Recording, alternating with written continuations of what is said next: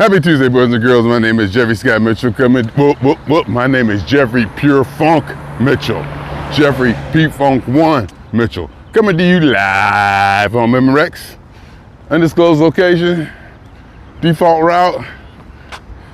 I was so into miking up this morning that I forgot to bring the selfie stick. But I still want to get out and say what I want to say. So I'm gonna shoot it this way in portrait. And you've never seen me shooting portrait before, because I can't stand portrait. Well, can't stand is a strong word, but that's not the point. Last night, people, it came down from Tony Camm in a little video post in which he explained the circumstances of the Funkateers Ball going forward in 2025. He announced that it is scheduled to happen in the same hotel that we've all grown accustomed to, the Bethesdan Tapestry. I think there's a bunch of Bethesdan tapestries, but this one just happens to be in Bethesda, Maryland. Anyway, so I was very excited about that. This may be coming off a little bit disjointed, because I'm still kind of warming up into it. I might even edit it, I don't know. But I am very excited about that. And the reason I'm excited about it is because, number one,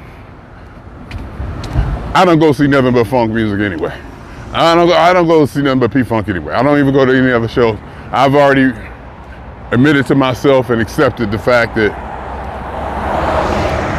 you know, I just don't go see any other shows. I just want to see P-Funk. So to have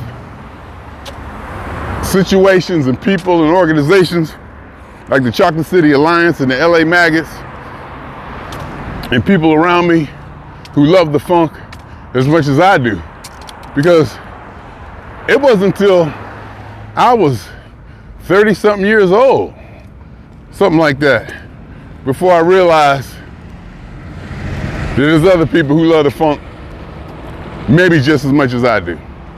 At that time, I still didn't think anybody loved it more than I did. And to be honest with you right now, I still don't think love is so relative. There's different aspects of love. We can go on and on and on. But, you know, how much appreciation, like, who does what, who does this, you know, for the funk, blah, blah, blah, blah, blah. But P-Funk, mine's is strictly P-Funk, for that Parliament Funkadelic music. It wasn't until I got like 37 years old that I found cats telling me stories. Of course, you know, oh, when the mothership landed. I was at the Coliseum when the mothership landed. Oh, I saw them in Detroit and Chicago and New York and DC, Houston, when the mothership landed. I did not get to see the mothership land. I saw the Motor Booty Affair show. The Motor Booty Affair show was my first show, Cleveland Coliseum. Either Cleveland or Pittsburgh, I can't remember. But I digress. Over the time, in 30 years since I've been 30, I've not only realized that there's people who love the funk as much as I do, such as Tony Camm. Plus, well, the thing about Tony Camm is I want to say entrepreneur, but he's definitely an entrepreneur, but that whole energy, where he just keeps things going, he's producing, he's making, he's creating. He got his hands on this, his hands on that. Every goddamn time I open up Facebook, he's doing something else. You know, his marketing is sharp, the websites, the reach out, his look, everything. I mean, he's just working. And I remember when I first met him too. I remember when I first met him, it was at a Funkateers Ball, we was backstage someplace. And I thought he was a little kid, I thought he was young. So I kind of like, yeah, whatever. you know, not that I'm a star or nothing, but when things get going, you gotta prioritize. And if I'm standing backstage, getting ready to talk to the headliner, the Clones of Funk, because Julia Ridgely is taking me backstage to talk to him, And the thing about Julia Ridley too, she was the first person that I came in, I believe, here's the story I'm telling. She's the first person that I came in contact with as far as the Funkateers Ball goes. I believe, in the story I'm telling, it was at one of the venues I went to, and me and Funkateer was there. We got there like super early. No, I had met her before that. But I think she was one of the first people that I met from, Chocolate City Alliance. So she was like my mother hen. And it's not just because she's a white girl or anything, but the way me and her talk, the vernacular and the words we use and what we emphasize in sentences, it was very easy for me to talk to her. Very, very easy for me to talk to her. I got answers. She was responsive. She was even proactive in a lot of cases. And to have that experience, it's almost like I felt I was catered to. It literally felt I was catered to, and she was just doing her job. Because that was the team that George Darden put together. I remember when George Darden told me that story. How I said, because I asked him, I said, what is all this? How did all this come together? Because I noticed early on that their marketing was above par. Their marketing was better than the usual marketing you see for these little, I don't want to say these little, but for some of these little funk festivals or funk put on things where they get the address wrong or this or that, or you can't find the tickets or the website or any of all that. Their marketing strategy was always a bit above par. And I was like, what? And he was telling me, he was sitting at the Funkateers Ball Friday night, Saturday night, pre-event festivity. He was like, what'd he say? As soon as he said it, I was like, oh, okay. He said, well, I put the team together. And I'm up, there you go. They was coming at it from that way. These people got degrees in marketing. These people have done this before. He put this team together to make this happen. Not just people hanging out smoking weed who want to put on a show, but people who have background in it and have a love for it. So he put together that team, and they have always come through and produced a good product. They have always produced a good product, which I very, very, very, very, very appreciate. Because you need communication. You need to be able to get information, find people, and be able to rely on people. And the Chocolate City Alliance was always somebody I could do that with. And like I said, story I'm telling, Julia Ridley was my first introduction to it. And I got a lot of my information. I learned the whole thing. I learned all about it from her. So basically, she that brought me in, but she was the one. And then at one of the shows, I can't remember which one, Close the Funk was playing, and I'm sitting there, standing next to her, and I'm like, these guys is better than P-Funk. And I meant it that way, but I didn't mean it that way, and I went on to explain in other videos what I meant. I was like, this music is, they better than Mr. Clinton and them. And she heard me say that. He said, you got to tell the band that. I was like, yeah. I was like, you're right, I do. I kind of didn't want to, even though I like the spotlight and, this and being that and being Jeffery and people and all that. Sometimes I just don't, like, you're right, I'm obligated. So she took me back there, on the way back there, I'm figuring out how I'm going to say it and what I'm going to say. And that's what I think when I met Tony Camm. He was like, yeah. I live down in so-and-so. He told me where he lived at. I had no idea what that meant or where that was. He was like, yeah. So I'm thinking about, what I'm going to say to these cats, about the headline and what they're going to say about the show. So I got back there and I told her. And just to clarify, what I meant was, these cats is better than P-Funk. What I meant was, they were playing the parts and playing the music more quote-unquote accurately to the way, at the least, playing more accurately, at least to the way that I thought it should be played, or to the record, or to the way it was written, or whatever. So I was hearing different parts. I was hearing some parts of the music live that I haven't heard in years, if at all. And maybe if only on the record. And they play Theme to the Black Hole.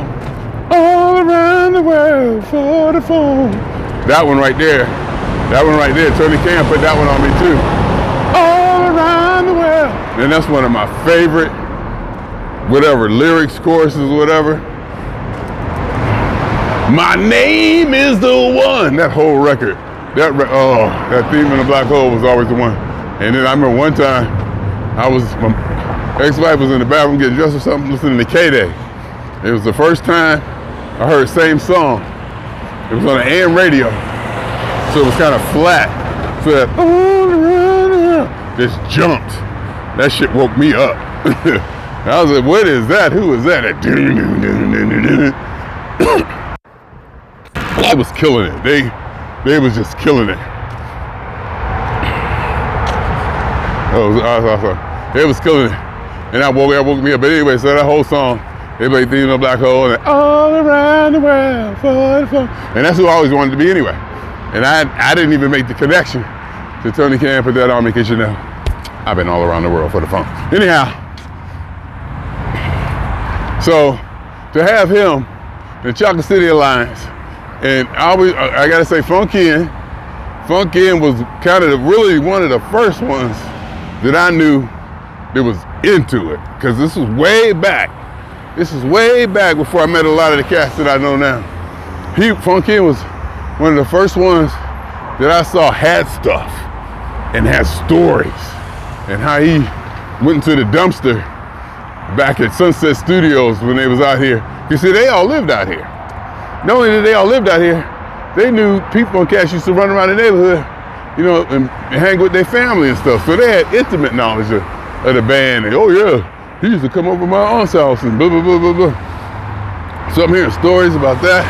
I'm like, wow, these people are into it. This cat is into it. He's one of the first ones. And then I got to go, Ole Nero would be the next one. The depth of how deep they get about P-Funk, and the way they think about P-Funk, and the knowledge of P-Funk, and the love of P-Funk.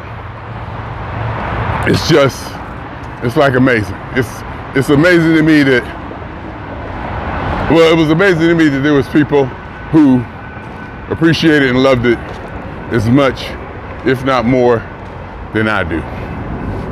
It was always something that I didn't think, was possible.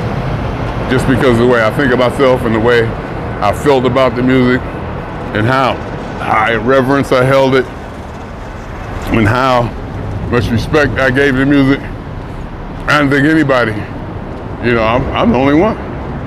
Everybody else, because, cats be saying, yeah, I love P-Funk.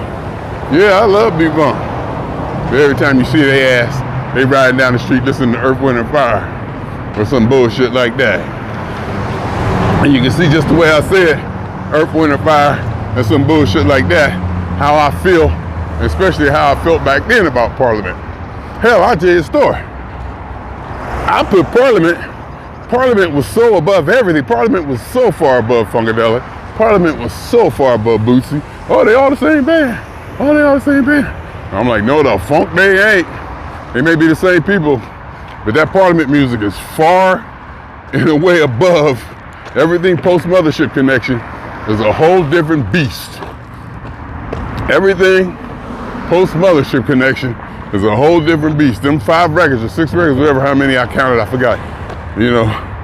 From Mothership Connection to Trombibulation is on a whole different level. Everything else. It took me a long time before I realized how important Bootsy was. In fact, Bootsy might be Parliament.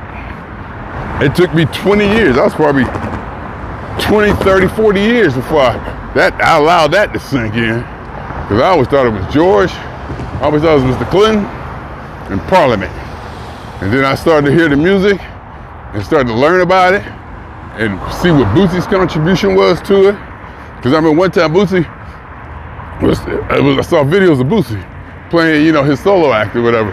You know, with his band. When he was playing P-Funk, he was playing P-Funk like he owned it. And this is how I felt about it. I'm like, wait a minute. Why is he playing Parliament music like it's his? And I'm not saying he played it like his, because he played it so right and was so comfortable with it. And it was so like, this is how, not this is how you do it, but this is how it's done or whatever. He did it with such confidence. I'm like, who is you to be playing P-Funk music like that? You Bootsy. Because Bootsy was below Parliament, everything was below Parliament. That's just how high reverence I had for Parliament. And so, when other people and other fans came around, and I started meeting people, and then not only, and let me just jump to where the Tony Camms and other people come in, and Chuck City Alliances and LA Magus, and all those people, even Tally, even CM Tally, who books, all those people, the infrastructure, and all the little white kids, all the white kids that come to the George Clinton P-Funk shows is buying tickets that allow this tour to continue. All of them, all that plays a part. I'm grateful for all of it. I am so grateful for all of it. And I think that's the bottom line of all this. All of them from, and I keep saying Tony Camm, because he's just a fucking crazy funk. Just, will you just lay down and rest a while? Take a vacation. Because it's not that he make me feel like I need to do more. Yes, it does. Yes, it is. He makes me feel like I need to do more. I need to, give. Because I see what he go through and what he put on and just the whole production. It's just, I'm sure it's rewarding. We do what we do because we love to do it. But, I feel like I could probably contribute more to the funk. I feel like I could probably contribute more to the funk. And I might reach out to somebody and see if I can do that. Maybe reach out in some way to maybe get something special. Say, hey, I'll donate XXX amount of dollars if you let me see on fucking UFO or some shit like that. I probably shouldn't have put that on there. They're gonna try to hold me to it. And I'll be scared. They probably try to hold me to it. But anyway, because they were saying it's gonna be a Funkateers Ball all-star band, which my first thought was, ooh, okay. I mean, that works. Funkateers Ball all-star band works. That works. That easily works, just from the people I know in the area. Just from the people I know, who are affiliated. The Robert Woods and the Terry Hollins and John Wesley Bean and all the cats in the band that I know that I don't know their name. There's one dude, we be talking every time I still don't know his name. I'm like, hey, what's up, man? We be talking so much shit too. And I be talking so much shit to him, I don't even know his name every year I go. But to have all that in place, again, I love me. No, I love being Jeffery. I love the person Jeffery Pure Funk 1 is. I love the person Jeffery B Funk 1 is. But Jeffery Pure Funk Mitchell is nothing in isolation, in a vacuum. It's the people around him. It's the infrastructure. The people out there just doing what they love to do, where we all come together. When we just do what we do. I just do what I do. I don't even know what I do. I just do it. And like I said, Tony Camm, I keep saying his name because goddamn. I got to stop saying his name because I don't be liking saying people's names so much time. But he the one to just keep popping out. Just to be, and I kind of knew, I said it years ago, he was going to be up front, not a promoter, but not a leader, but prominent in the movement.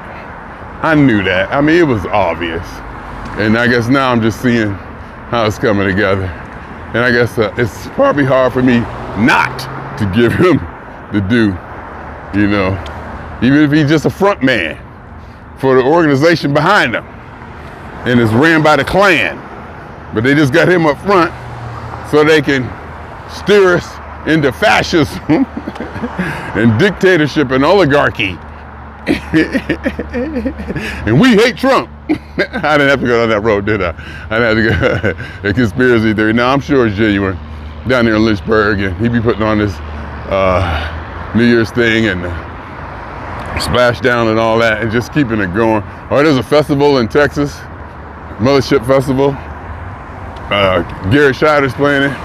That one I might try to make. Splashdown Miami. That was kind of tough. But the one in Texas I might try to make. But I already said the Funkateers Ball, didn't I? September 25th, 26th in Bethesda. That's going to be, I always go back there anyway. And then I see where Pittsburgh's playing that weekend and try to work that out, and end up usually going to Ohio from there. Or I might go down there 2 weeks before, but either way, it depends on my working situation and all that. But, and other good news, I realized that on May 26th is Memorial Day. So I can work on Memorial Day and use that time instead of PTO. So that's what I'm gonna do. So that gives me 8 more hours. And I figured a way to where I can fly home and not have to use the PTO day. It's probably gonna kill me. I might be a little bit late or whatever, but this is where I could probably spend a little extra money on the flight, but don't have to take a PTO day. So that's like getting 15 hours back. And with that 15 hours back, hypothetically, that I ain't even earned yet. PTO hours I haven't even earned yet, because I still gotta not miss a day, but I feel good. You can probably tell by my voice and the way I'm walking and talking that I'm feeling good. With that 15 hours, I went ahead and bought me a ticket to the Oakland show. Front row, far right or left, whatever, stage, whatever, the first seat. It was either the balcony in the center or front row at the far edge on the girls' side. So I bought that ticket, $150. And I said, you know what, you can wait, but that's not my style. I can wait to see if there's a resale ticket, because I bet you damn near the night of the show, I could probably get a front row ticket for almost half the price that I paid, but that's just not the way I operate. That's just not, I ain't gonna drive up to Oakland or be making all these plans that I have a ticket in my hand. That's just not my mindset. I gotta have things in place. So I got me a front row ticket for Oakland, and Santa Cruz the next night is general admission, so I don't have to worry about that if I decide to go. If I make a whole weekend of it. I kind of vowed not to go to another show in Santa Cruz because it was so hippie and it was nauseating watching those people dancing, if you can call it dancing. But I'm gonna be up there. Might as well make a weekend out of it. And I know that already. So I'll start looking for hotels and this and that, and drive back Sunday. Blah, blah, blah. Drive back Sunday, work Monday. Or do I work Monday? Do I take that Monday off? Oh my God. I think I work a few hours that Monday, then drive to Ventura. Yeah, because it's gonna be working. I gotta save that PTO. I gotta work 4 or 5 hours so that I can save that PTO. And get only 2 hours here, 3 hours there. It's all orchestrated. I can show you if I was inclined, but again, I love me. No, I love being me. I love the person who I am, but I'm nothing without the people around me and the things and the people and that is which is around me. Everyone from George Clinton to Mike Tomlin, my Steelers, my P-Funk, my family, granddaughter even playing a role, my daughter, son, grandson. Like I said, my ex-wife played a big role in this. Whatever I felt about me and her are like different people. And to put it mildly, when I was younger, there was a lot of aspects of people, not just her, people that I just didn't have respect for. And to put it mildly, it would even turn me off. There's certain aspects, the way people are, that I just couldn't understand. But now I understand the bigger scope of humanity. We all can't be the same. Everybody can't be like me. Because everybody was like, be like me, probably wouldn't a lot get done. I mean, a lot would get done, but it wouldn't be as much. We need the compassion from people and understanding. And we need people who aren't good at math. We need people who are good at math. We need people who are concise. We need people who are late all the time. We just need it all. We need it all. Everybody, fits in. And I was gonna say, for where ex-wife go, where she fits in and what she does is perfect for this situation right now. Whatever it was, maybe she was just built to be a grandmother. Built to be a grandmother. Have a husband, stable family, stable life, house, to have that life. Back in Youngstown. It's like the perfect fit for that personality. And a person like me wouldn't be able to do it. I'm not cut out for that. So everybody can't be like me. But anyway, I'm just saying, everything around me, all of it around me, and I'm gonna try not to say Tony Camm's name again, everything around me. I mean, even his wife, all of it. George Darden's wife, everything. Brenda, Keith Jackson, all of it.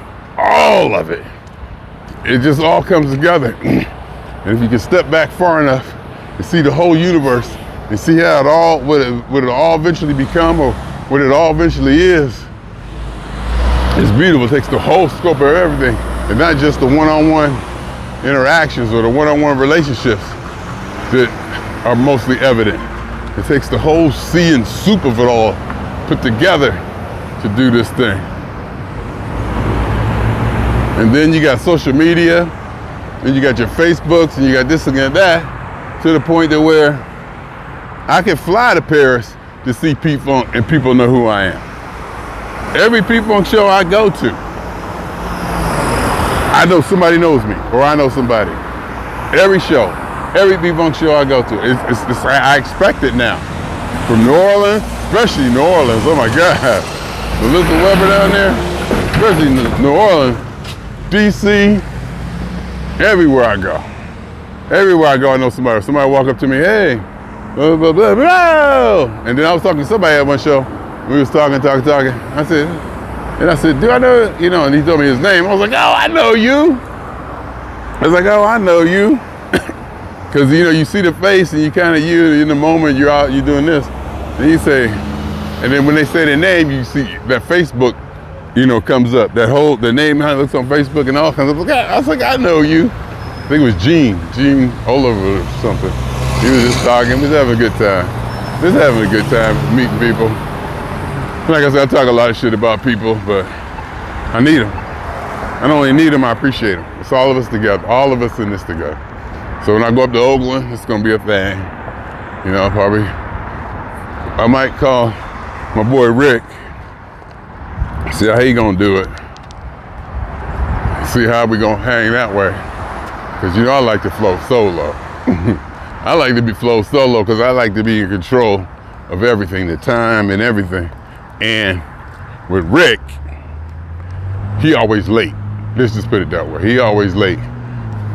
And it was with Rick, I went to a P-Funk show in San Francisco, and we left early.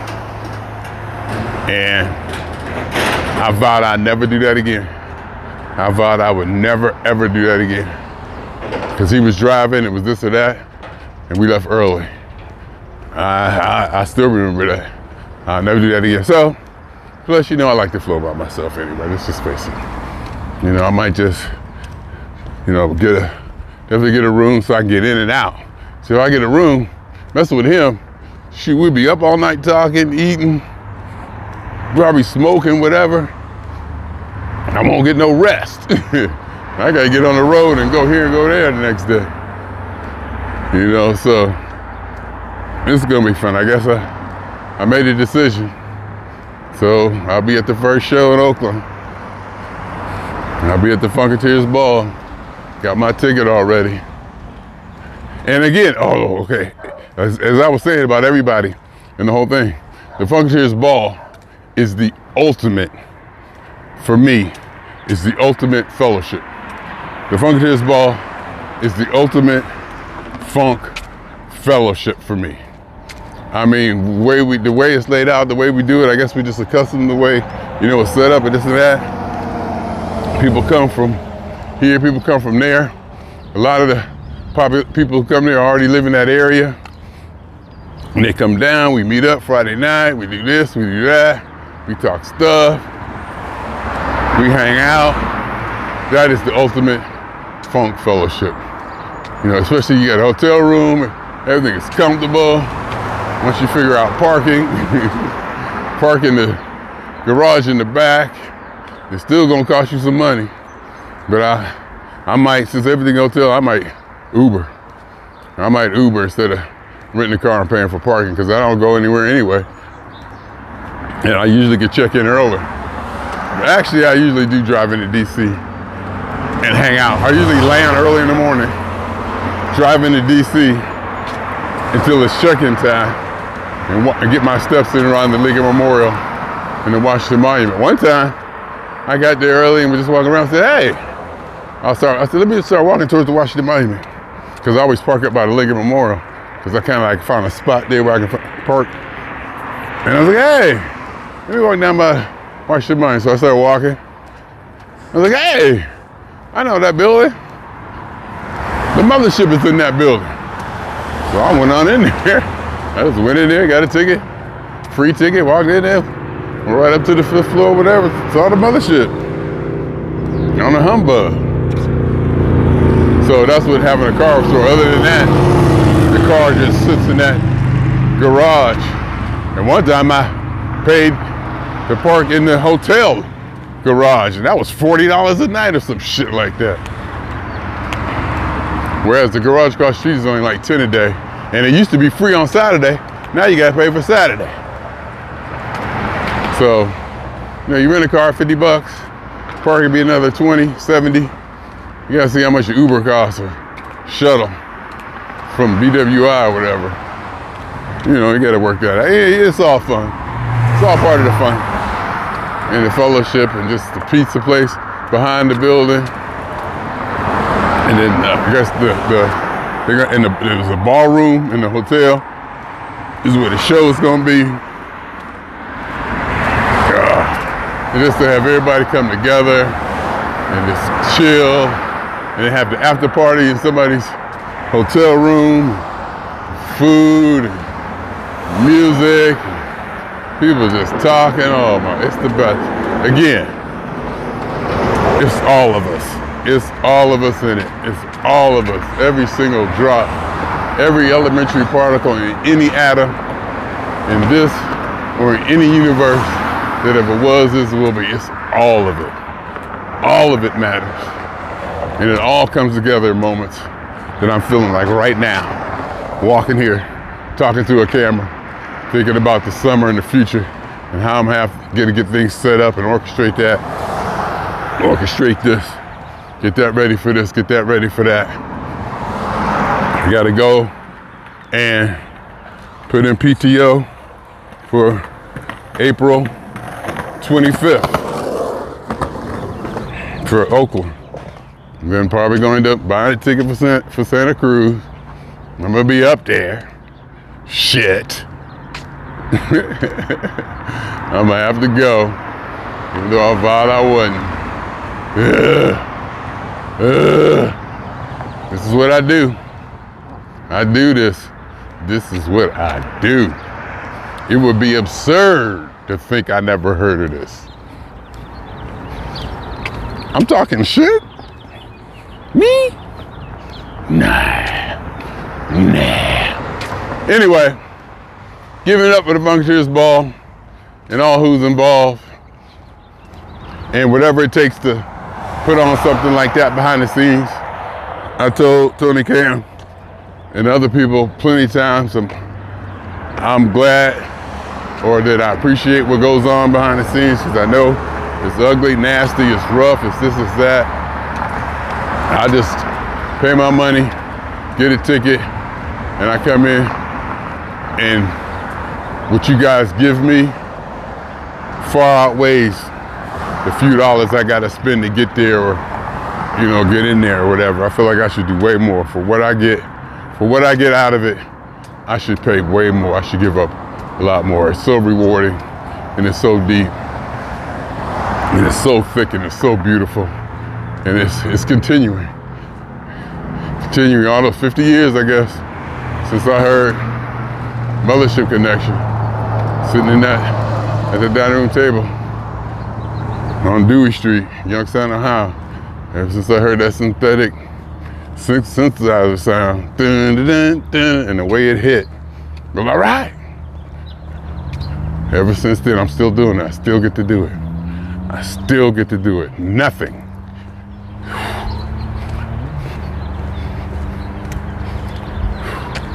It takes my breath away sometimes.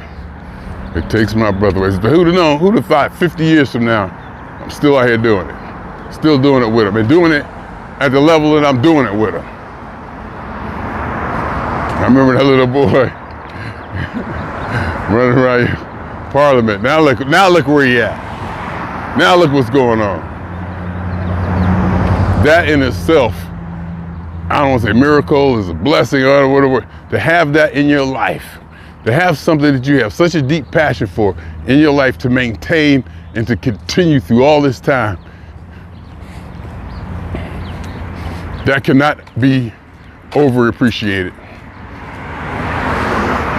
Because things end, bands end, eras end. And where I'm at, I can't go see nobody else. I can't go see Earth, Wind. I can't go see the Barcade. They just don't do it for me. Oh, you should go see Soul Live. Oh, you should try to go see this. I tried. Nope. I'm cool. I am cool. Between the LA Maggots and the Clones of Funk and the Funkateers Balls and P-Funk still touring, right now I can say I'm getting mine. The way it stands now, I'm getting mine. That could change and some adjustments have to be made. There may come a time where I may have to put on concerts myself. I may have to pay for a rehearsal band just so I can hear the music. Because I don't want to hear nothing else. I don't want to hear nothing else. And to be able to still appreciate it, to be able to still experience it at this level in 2025. All these P-Funk shows I got coming up, Funkateers Ball, Mothership Festival, Splashdowns going on. I mean, the music, the online radio shows, the Facebook community, the online social funk community. Because remember, I was probably one of the first ones to start all this. Back in Prodigy, P-Funk Online, that was me. Because I just happened to be on computers before everybody, so I had P-Funk Online. I started that. On Prodigy. There's some people around who remember that. I don't know if I did on AOL, but Prodigy came first. There was some people, I even had my own computer system, bulletin board system where people could dial, their computer could dial into my computer and get P-Funk stuff. I mean, this is even before the internet. Now look at us. Now look where we at. Like I said, Melissa Weber from New Orleans, I was saying, she the one who created the One Nation board. That was major. The One Nation board was major in all this. Funky Fridays, Lonnie Marshall did that here. Noah Wood, what he does with Trulio and the funk. Slapback, kinda. Slapback Jara, it's funk. It ain't P-Funk, but you know.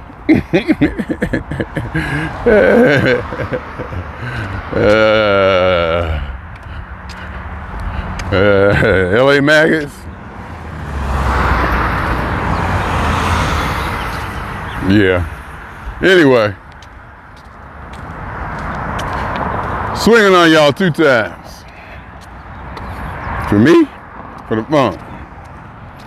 And for every elementary particle that has ever existed in any atom, in this or in any universe that ever was, is, or will be. The totality of it all. Theory of universe. Hypothesis